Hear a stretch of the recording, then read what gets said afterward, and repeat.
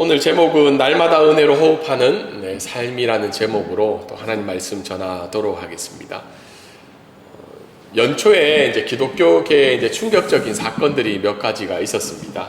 그 중에 하나가 어느 유명한 기독교 작가의 이제 불륜에 관한 죄였죠. 여러분 혹시 필립 양씨의 책을 한 번쯤은 다 읽으셨을까 생각하는데 굉장한 베스트셀러였죠. 놀라운 하나님의 은혜라는 책도 있었고, 또 저도 이분의 책을 한 4-5권 읽었던 것 같아요. 굉장히 이제 베스트셀러였고, 또한 이제 전 세계 기독교인들 가운데 많은 영향력을 끼쳤던 분 중에 한 분이죠. 근데 이분이 이제 무려 8년 정도 동안 자기 아내를 두고 불륜을 저질렀다는 이제 죄의 고백을 하면서 모든 이제 자리에서 물러나고 은퇴를 선언한 충격적인 사건이 연초에 있었습니다. 근데 이런 죄에 대한 이제 부분들이 드러나면서 많은 사람들이 걱정을 했어요. 왜냐하면 그 아내 때문이죠.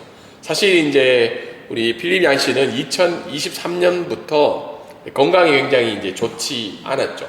몸이 좋지 않은 상황이었는데, 그래서 그의 고백이 진실이지 않을 거다라는 사람들의 이야기도 있어요. 왜냐하면 아내가 계속 그 아픈 자신을 돌봐야 줘야 되는 상황들이 생길 수도 있죠.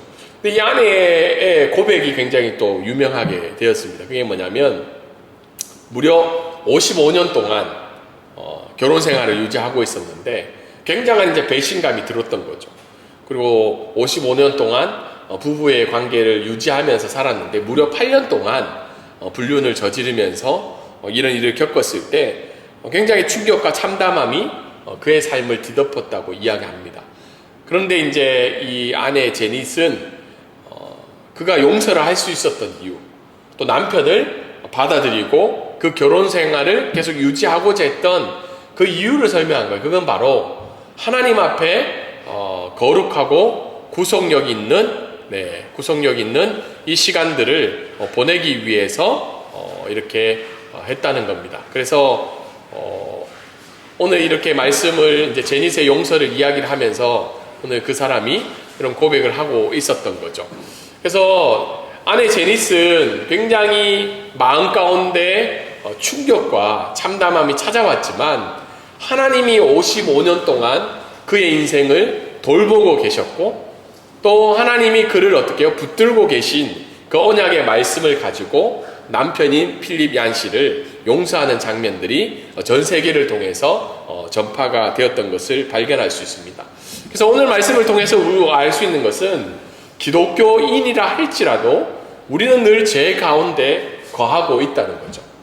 그래서 이 죄의 문제를 하나님 앞에 어떤 기준으로 또 하나님의 은혜를 통해서 어떻게 용서를 받는지 오늘 주기도문은 우리에게 알려주고 있습니다.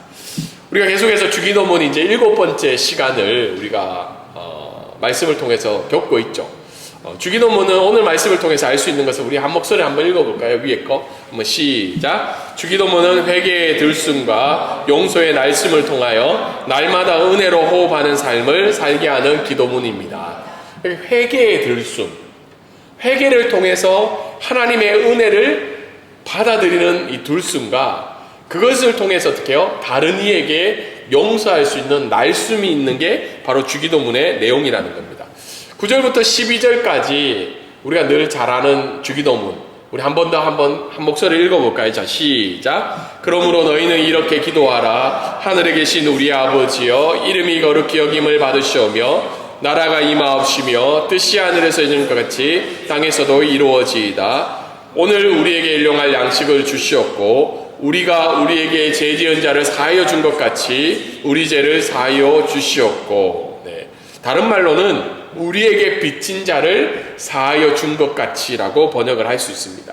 9절과 12절까지의 내용을 간단하게 설명을 하면, 특별히 12절 말씀은 우리는 날마다 어떻게 해요? 하나님의 은혜를 들여 마셔야 된다는 거예요.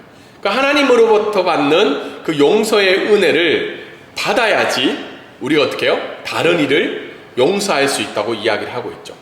근데 이 말씀 가운데는 우리 죄를 사하여 주셨고 라는 말 가운데는 우리는 기독교임에도 불구하고 하나님의 자녀로 고백하며 이 자리에 예배함으로 나아간다 할지라도 여러 가지 시험에 당한다는 겁니다.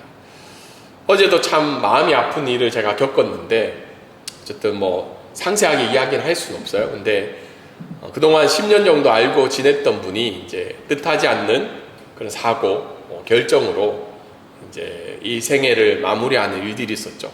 근데 그분의 삶들을 제가 생각해 볼 때 참 좋으신 분이었어요. 다른 이들에게 많은 은혜도 베풀었고 또 많은 힘이 되어줬던 분이었는데 결국은 그분이 좀 감당하기 힘들었던 것이 바로 이 경제적인 문제였죠. 돈의 문제였고. 그래서 그런 상황들을 볼 때 이 세상을 살아갈 때 우리가 많은 시험을 당하는데 그 중에 강력한 부분이 재정적인 부분이 아닐까 생각합니다. 지금도 한국은 어때요? 코스피가 막 4,800까지 막 올라가고 있죠. 그래서 지금 뉴스에 보니까 부자들은 다른 데 투자하는 게 아니라 지금 코스피에 엄청난 투자를 하고 있다고 합니다. 왜냐하면 그것이 어떻게 해요?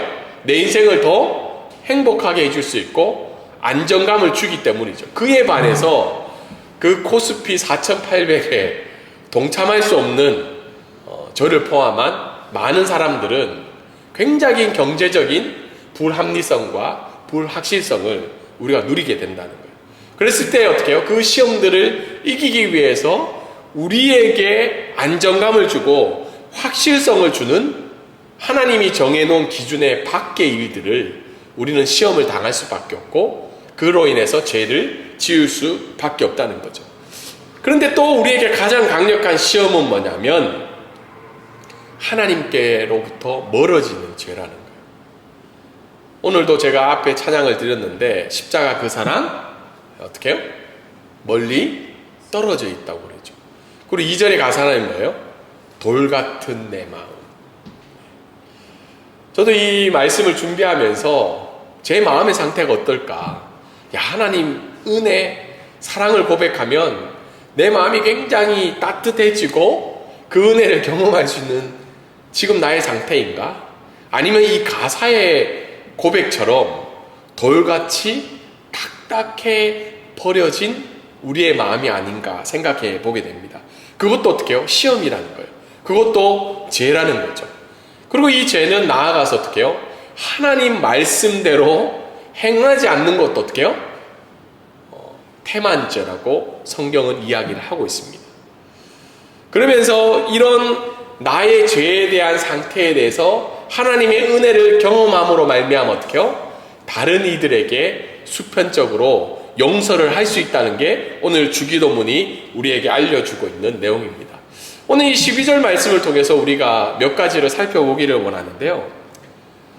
기독교인들의 가장 큰 고민은 그거죠. 왜 하나님 앞에 용서의 기도를 드려야 될까? 여러분 혹시 죄에 대한 용서의 기도를 한 적이 언제이신가요? 모르겠어요. 오늘 이렇게 여행 중에 오신 건가요? 네, 이렇게 예배 드리러 온 참 귀한 또 가정이 있는데 언제 용서 기도를 우리가 한번 했을까요? 진짜 하나님 앞에 눈물 콧물 흘리면서 내 죄에 대해서 용서의 기도가 회개의 기도가 사라지고 있는 시대죠. 그 중에 질문이 뭐냐면 왜 내가 하나님 앞에 죄의 고백을 해야 될까? 특별히 많은 기독교를 이해하지 못한 사람들은 이 죄 용서의 기도에 대해서 더더욱 이해할 수가 없죠. 기독교인의 고민 중에 하나는 내가 하나님 앞에 용서를 다 받았는데 왜 오늘 지은 죄에 대해서 회개해야 되냐는 그 질문인 거죠. 근데 성경에서는 어떻게 이야기하고 있죠? 성경에서 예수님이 제자의 발을 씻겨주실 때 베드로가 이렇게 이야기죠. 제 몸을 다 씻겨주세요. 그러니까 예수님이 하신 말씀이 뭐죠? 이미 모욕한 자는 발만 씻으면 된다고 이야기하고 있죠. 모욕했다는 말은 예수 그리스도를 우리가 구주로 고백할므로 말미암아 우리의 죄가 사해진 게 목욕이죠. 그것을 신학적으로는 칭의라고 합니다. 그러니까 예수님의 십자가의 죽으심으로 말미암아 우리가 의인이 된 거죠. 그럼에도 불구하고 우리 안에는 죄의 흔적이 남아있고 죄의 반복적인 행위가 남아있죠. 그래서 이것을 해결하기 위해서는 발을 매일마다 씻어야 되는 거예요. 혹시 발 매일 안 씻으시는 분 없으시죠? 네, 혹시 태국은 하루에 몇 번 샤워를 할까요? 2번 해야 돼요. 아침에 일어나서 1번, 자기 전에 1번. 그래서 한국 사람들을 볼 때 태국 사람들이 이해하지 못하는 것 중에 하나가 왜 샤워를 2번 하지 않는 거죠. 1번만 할 때 우리를 약간 좀 지저분하게 봅니다. 태국 사람들은. 그래서 태국 사람들이 한국 가서도 아침 저녁으로 샤워를 해요. 그만큼 뭐예요? 하루에 묵었던 때를, 먼지를 이렇게 깨끗이 하는 행위가 바로 성화죠. 그래서 매일 우리가 하나님 앞에 죄 용서를 구해야 되는 건 우리의 구원을 받기 위한 행위가 아니라 어떻게 해요? 하나님과 나와의 관계를 위해서 용서의 기도를 하나님 앞에 드려야 된다는 겁니다. 혹시 저도 뭐 오늘은 아이들이 캠프를 가서 일부만 왔지만 저도 제 자녀가 3명이 있거든요. 여기도 이제 2명의 아이가 왔는데 아직은 뭐 사춘기가 아니라서 조금 시간이 지나면 마음이 금방 풀어질 것 같은데, 보통 자녀와 사춘기 자녀가 어떻게 해요? 불편함이 생기면 많은 그 상담사 또는 이제 권면해 주는 게 어떻게 해요? 그날 대화를 이어가라고 이야기하죠. 하루를 넘기지 말라고 그래요. 왜냐하면 하루가 넘어지면 어떻게 해요? 점점 멀어지면서 부모와 자녀 관계가 굉장히 단절이 되기 때문인 거죠. 동일하게 우리가 매일 하나님 앞에 죄 용서를 구하는 건 하나님하고의 관계 회복을 위해서 이 죄 용서를 구해야 된다는 겁니다. 그래서 계속해서 말씀을 우리가 할 수 있는 건 죄 용서에 대한 회개의 이유는 앞에서 설명한 것처럼 하나님과의 관계라는 거예요. 관계. 나하고 하나님과의 관계 속에서 뭔가 불편한, 하나님께 나아가지 못한 무언가가 있다면 그것을 어떻게 해야 된다는 거예요? 해결해야 된다는 거예요. 부부지간도 마찬가지죠. 뭐 저도 아내랑 이제 19년째 살고 있거든요. 생각해 보니까 굉장히 오래 사는 것 같아요. 19년. 혹시 뭐 저기 앉아 계신 분들도 뭐 적지 않은 세월을 하는데, 부부지간에 어떻게 해요? 불편함이 있으면 해결해서 넘어가야 되는데 일반적인 거예요. 뭐 모두 다 그렇지 않다는 건 아닌데 남편들이 대충 어떻게 해요? 그냥 넘어가려는 경향이 많죠. 그리고 아내들이 좀 불편하지만 어떻게 해요? 아내들은 좀 불편함을 오랫동안 가지고 있는 편이고, 그러다 보면 어떻게 해요? 관계가 서서히 멀어지게 된다는 거죠. 동일하게 우리가 하나님 앞에 죄를 용서하는 용서의 회개의 기도는 결국은 관계 회복이라는 겁니다. 저와 여러분에게 오늘 하나님이라는 단어를 들었을 때 그 하나님에 대한 그 따스하고 신실하고 인자한 그 은혜를 우리가 느끼고 있냐라는 질문을 던져야 된다는 거예요. 만약에 내가 하나님의 은혜를 고백했을 때 아무런 감정이 없다는 건 하나님과 지금 나 사이의 관계가 어떻다는 거예요? 단절이 되어 있거나 장기가 멀어져 있어서 돌같이 딱딱해져 있다는 겁니다. 그래서 이 말씀을 통해서 우리가 알 수 있는 것은 결국은 이 관계 회복을 위해서 회개의 자리로 나아가야 된다는 거예요. 근데 회개를 할 수 없는 더 근본적인 이유는 오늘 영적 파산의 상태를 우리가 고백하지 못한다는 겁니다. 6장 12절에 이렇게 이야기하고 있죠. 어떻게 이야기하고 있냐면 우리가 우리에게 죄 지은 자를 사하여 준 것 같이 우리 죄를 사하여 주시옵고, 여기서 사용하는 죄는요, 영어로는 debit입니다. 그러니까 뭐죠? 빚이죠. 빚을 졌다는 거예요. 하나님 앞에 빚을 진 걸 어떻게 해요? 갚아야 된다는 거죠. 그리고 나에게 빚진 자를 어떻게 해요? 용서해 주라는 의미가 오늘 성경에서 이야기하는 내용입니다. 우리가 무슨 빚을 하나님 앞에 줬습니까? 사실 뭐 주일날 예배 드린 것만으로도 하나님 앞에 빚 다 갚았는데 우리가 무엇을 하나님 앞에 빚을 졌습니까? 결국은 성경은 이 주기도문을 통해서 우리에게 알려준 것은 뭐냐면 너희는 하나님 앞에 갚을 수 없는 그 죄의 빚을 졌음에도 불구하고 하나님이 어떻게 해요? 자기를 사랑하시는 예수 그리스도를 통해서 그 빚을 어떻게 해요? 갚아주셨다는 거죠. 그래서 예수님이 십자가에 달려 죽으셨을 때 어떻게 이야기하나요? 마지막 말씀이 뭐죠? 다 이루었다고 이야기하죠. 다 이루었다는 말 속에는 뭐가 있을까요? 빚을 다 갚았다라는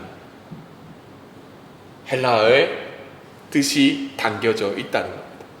그래서 R.C. 스프롤이라는 사람은 우리가 철저하게 하나님 앞에 빚진 자라는 것을 고백하며 나아갔을 때 나의 영혼은 하나님 앞에 해결할 수 없는 하나님의 은혜가 아니고서는 어떻게 해요? 영적 파산의 상태라는 것을 우리가 깨달을 수 없다면 하나님 앞에 그 은혜를 고백할 수가 없다라고 이야기를 하고 있죠. 그런데 오늘날 우리가 살아가는 이 시대는요, 이 영적 파산의 상태를 동의하지 않아요. 우리가 빚을 갚을 수 없는 그 인간의 존재라는 것을 지금 이 시대는 요청하지 않죠. 특별히 AI가 발달한 이 시대 속에서 많은 것들이 인간을 통해서 해결할 수 있는 이 시대 속에서 이런 성경에 우리에게 비춰주는 우리의 인간의 기준은 굉장히 받아들이기 힘들죠. 여러분 한 번쯤 들어보셨을 거예요. 유발 하라리. 혹시 이 책 읽어보신 분 계신가요? 책만 사신 분도 계시죠? 네, 한 번쯤은 사야 되니까. 호모 사피언스라는 책도 있고 호모 데우스, 저도 이 책을 읽어봤습니다. 굉장히 두껍죠. 호모 데우스라는 책에는 인간의 발전하는 그런 여러 가지 내용들을 기록한 책이죠. 근데 호모 데우스라는 이 단어의 뜻이 주는 의미가 있습니다. 호모라는 말은 뭐죠? 인간이란, 사람이란 뜻이죠. 데우스라는 말은 라틴어로 신이라는 말이죠. 결국 이 책이 알려주고 있는 말은 신이 된 인간을 이야기하고 있어요. 그래서 점점 인간이 발전을 해서 어떻게 해요? 인간 사회에 일어나는 모든 문제들을 어떻게 해요? 해결할 수 있는 존재가 되었다는 게 바로 호모 데우스가 지장하는 지점인 거죠. 결국은 지금 이 시대는 나의 영적인 파산의 상태를 어떻게 해요? 고백하고 나는 아무것도 할 수 없는 비참한 존재라는 것을 받아들일까요? 받아들이지 않을까요? 받아들일 수가 없는 거죠. 특별히 AI가 발달되면서 이제는 전문가를 의지할 필요도 없어요. 요즘 여행객들이 이렇게 하죠. 뭐 대충 내 기간 정해주고 내가 방콕을 갈 건데 내가 가족 4명이 있어. 아들 2명이 있습니다. 그리고는 4일의 시간이 있으니까 방콕의 여행 루트를 짜달라고 하면 금방 짜줍니다. 혹시 그렇게 찾아보셨나요? 한번 찾아보세요. 그러면 쫙 잘 나옵니다. 그리고 디테일하게 프롬프트를 이야기하면 굉장히 우리보다 더 많은 것들을 알려주죠. 그만큼 인간이 해결할 수 있는 능력들이 많이 발전이 되어 있음에도 불구하고 오늘 성경은 너희가 졌던 그 빚은 너희 스스로 해결할 수 없다는 거죠.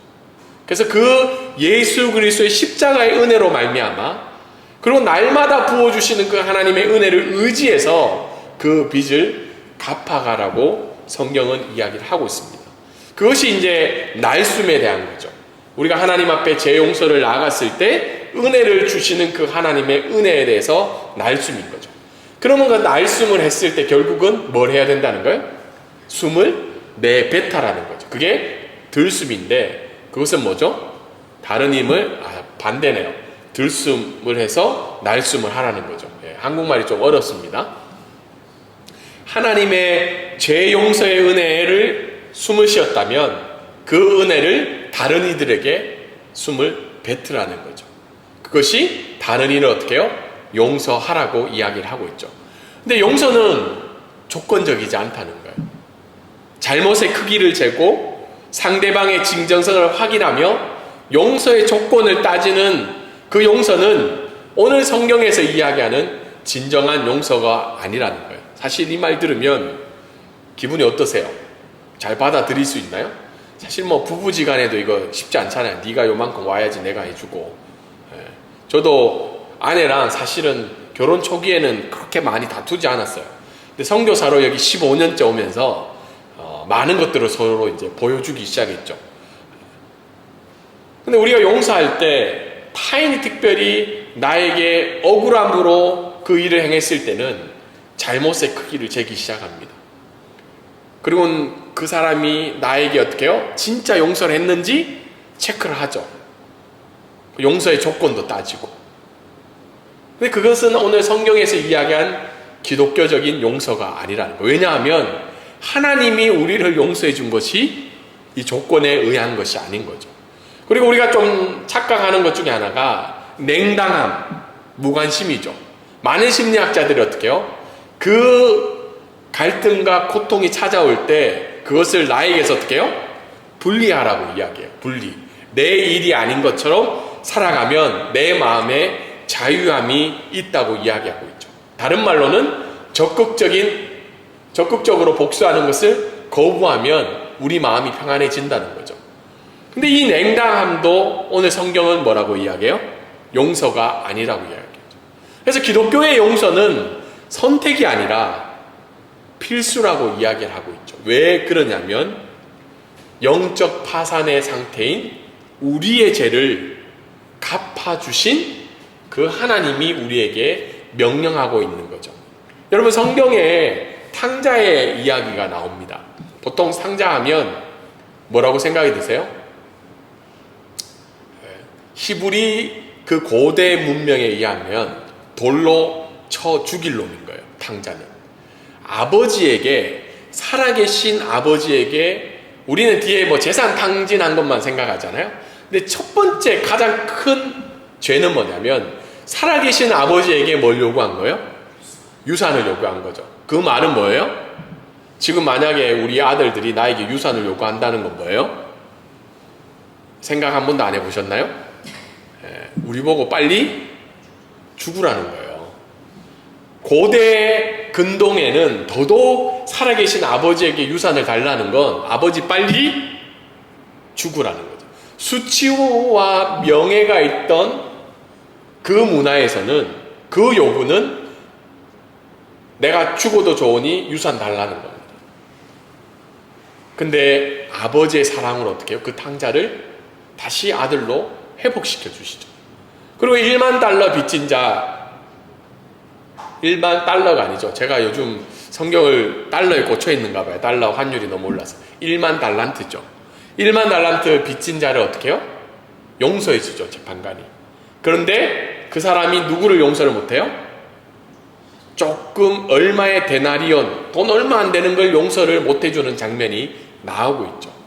동일하게 너희가 해결할 수 없는 그 죄의 빚의 문제를 나는 너에게 해결해 주었다는 거죠.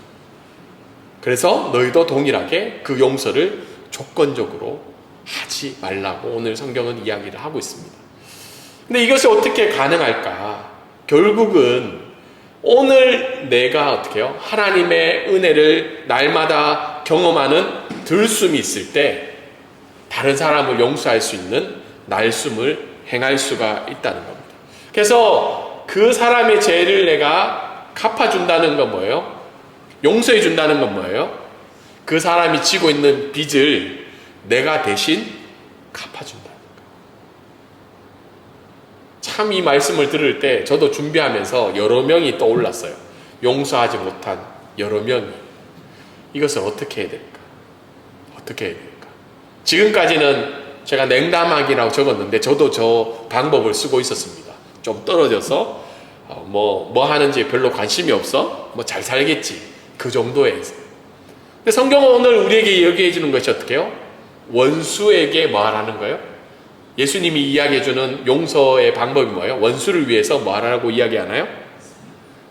기도하라고 그러죠. 내 원수를 위해서 기도해 주는 것이 용서해 준다는 의미입니다. 마지막으로 오늘 말씀을 통해서 알 수 있는 것은 일용할 용서가 필요한 시대라는 거예요. 다르게 얘기해서 날마다 은혜로 호흡하는 은혜가 필요하다는 거예요. 지난주에 우리가 들었던 말씀이 뭐예요? 날마다 살아낼 은혜가 필요하다고 했죠. 일용할 양식이 필요하다고 했죠. 그것처럼 우리가 하나님의 은혜로 살기 위해서, 하나님의 말씀대로 살기 위해서는 일용할 용서가 필요한 시대라는 거예요. 그날에 일어났던 일을 어떻게 해요? 하나님의 은혜로 그 사람을 날마다 용서할 수 있는 그 은혜가 필요한 시대를 살고 있다는 겁니다. 우리가 살고 있는 시대는 갚아줌이 당연한 시대죠. 그래서 보복, 운전도 심하고 보복 살인이죠. 태국도 조심해야 될 게 보복인 거죠. 갚아줌이 당연한 시대 속에서 사회의 분열과 갈등이 일어나는 이 시대 속에서 신의와 정의가 무너진 그 시대 속에서 기독교인으로서 살아가고 오늘 우리에게 하나님이 원하시는 것은 너희가 만약 하나님의 무한한 은혜로 용서를 받았다면 너희도 동일하게 너희 주변에 있는 자들에게 참된 용서를 베풀어라고 오늘 주기도문은 우리에게 알려주고 있습니다. 그래서 날마다 은혜로 호흡하는 은혜가 저와 여러분 가운데 있기를 주님의 이름으로 소망합니다. 특별히 오늘 말씀을 통해서 우리가 두 가지를 적용하면 날마다 나의 빚을 위해 십자가에 죽으신 그 빚을 갚아주신 하나님의 은혜와 용서를 경험해야 된다는 거예요. 그냥 매주일 드리는 예배가 아니라 날만의 삶이 아니라 그 은혜와 용서를 우리의 삶들 가운데 날마다 경험하는 그 들숨의 은혜가 우리에게 있게 되어지기를 적용하시고 또한 그 들숨의 은혜로 말미암아 어떻게 해요? 내가 받은 은혜를 다른 사람을 용서하고 그 은혜를 나누는 삶을 살아갈 때 우리가 살아가는 이 시대가 하나님의 은혜 가운데 거하는 시대로 살아갈 것을 믿고 들숨과 날숨의 은혜를 통해서 이 한 주간도 살아가시는 저와 여러분이 되기를 주님의 이름으로 소망합니다. 아멘.